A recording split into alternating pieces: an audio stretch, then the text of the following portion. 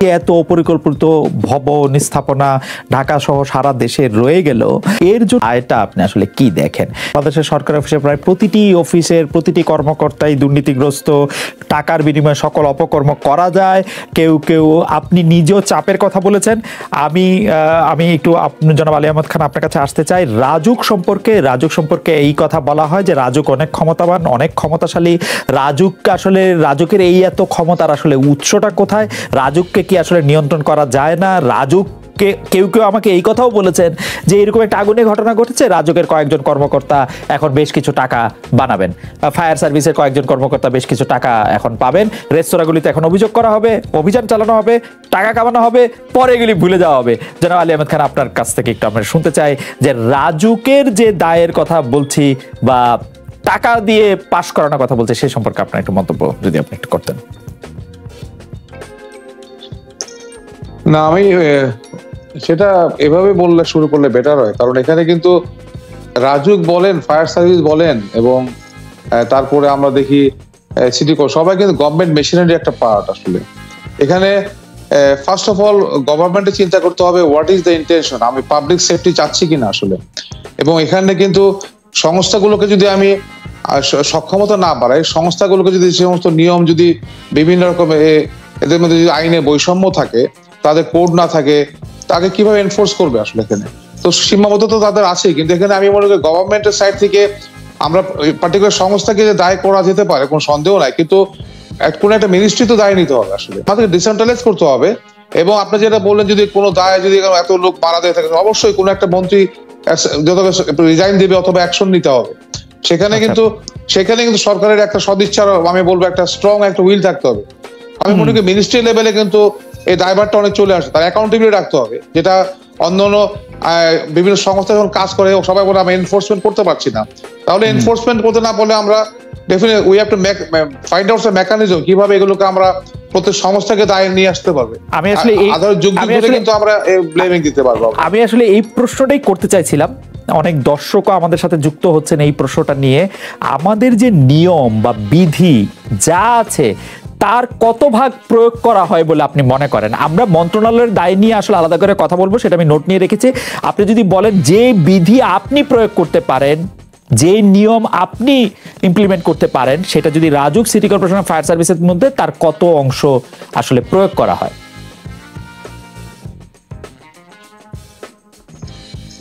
আমাদের যেমন আমি যদি ফায়ার ব্রিগেডে বলি বা রাজুকটা, যে ওখানে যেটা রাজুকের সাইডটা যদি আমি বলি, রাজুকের এখানে যেটা আছে ফায়ার ব্রিগেডে আছে, এদের নিয়মের মধ্যে কিছুটা বৈষম্য আছে। এই বৈষম্যের সূর্যটা অনেকে নিয়ে থাকে আসলে, এবং সিটি কর্পোরেশনে, এবং তাদের মধ্যে একটা প্রচন্ড সমন্বয়হীনতা আছে।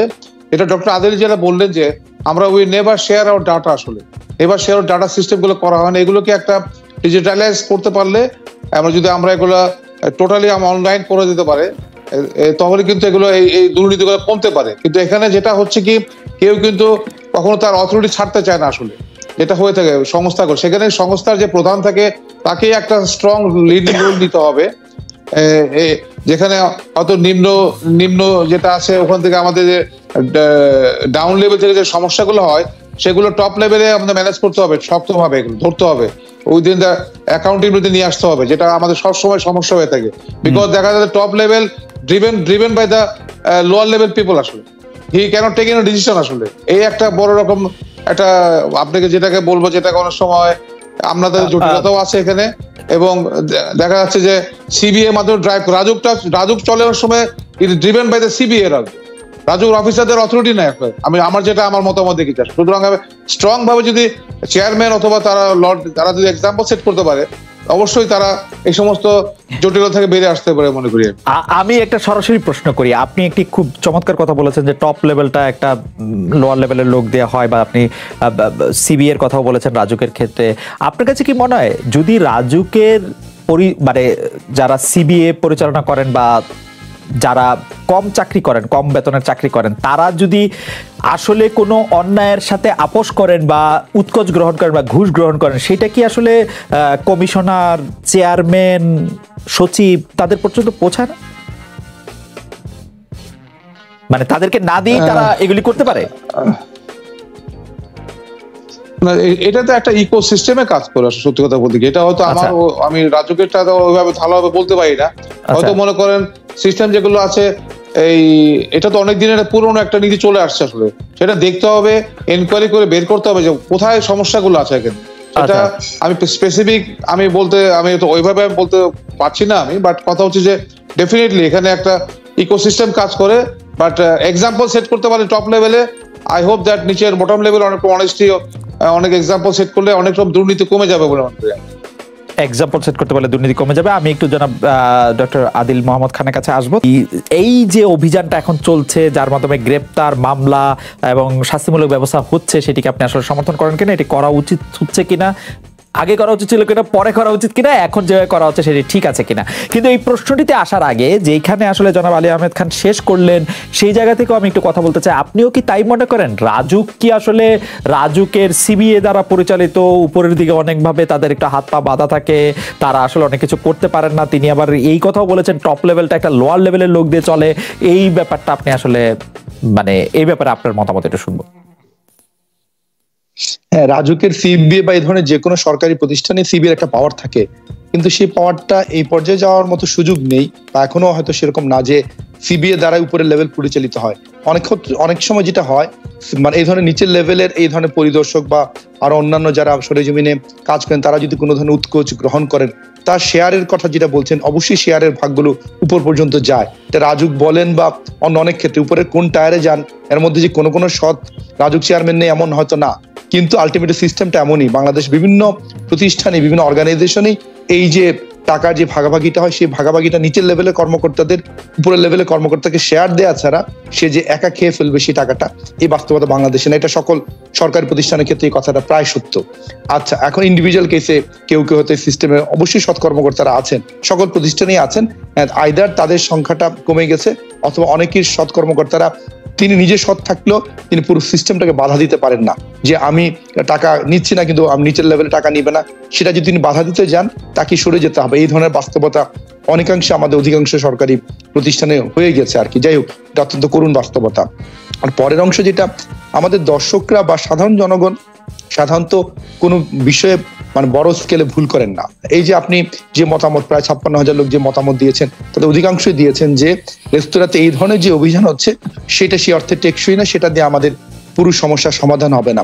মূল কারণটা এটা যে এই যখন একটা বিশেষ সময়, যখন বিশেষ একটা অভিযান, সেই অভিযানের মধ্যেও কোনো ধরনের সমন্বয় আমরা দেখিনি। নর্মালি যেটা হয় যে আমরা প্রায়শই অভিযোগ করি যে আমাদের বিভিন্ন সংস্থাগুলোর মধ্যে নিজস্ব সমন্বয় নেই, যে সমন্বয় না থাকার কারণেই একই ভবনে ট্রেড লাইসেন্স অনেকগুলো অনুমোদন হয়েছে, রেস্তোরাঁ চলছে, কিন্তু কেউ আসলে জানেন না যে সেটা আসলে রেস্তোরাঁ করার কথা না। ঠিক তেমনি যখন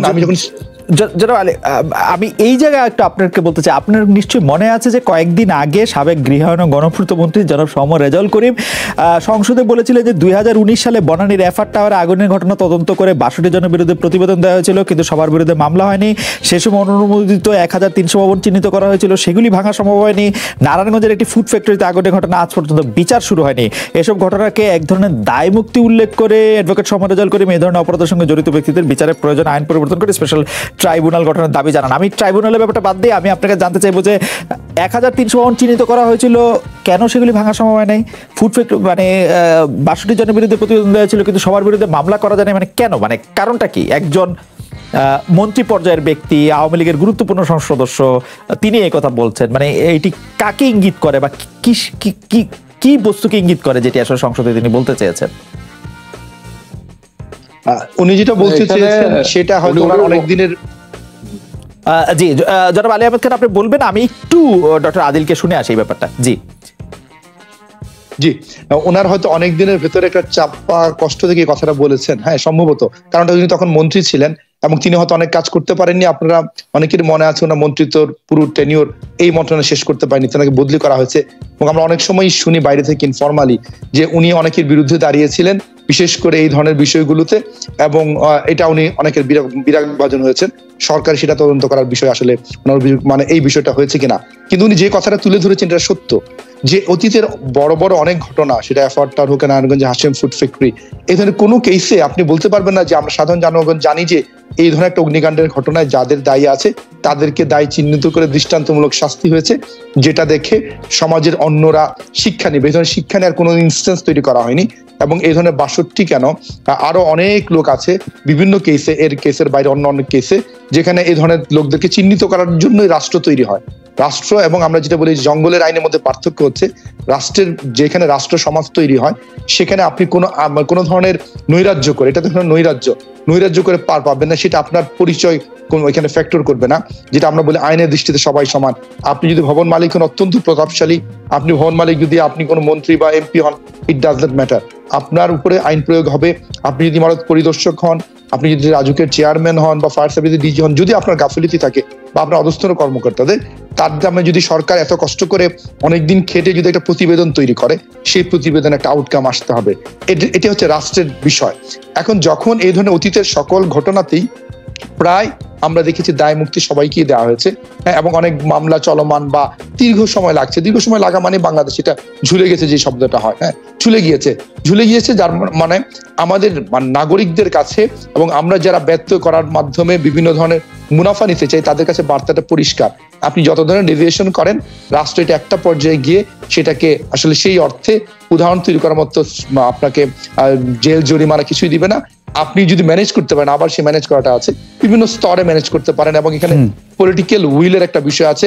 এবং এখানে অনেক ক্ষেত্রে আপনি জানেন এই ধরনের ম্যানেজিং এর সাথে রাষ্ট্রের বিভিন্ন রাজনৈতিক ব্যক্তিত্ব, মন্ত্রী এমপিরা জড়িত। ইভেন আপনি যদি খেয়াল করে থাকেন, গণমাধ্যমের মাধ্যমে আমরা অনেক সময় কিছু মহাসত্য আমরা জানতে পারি।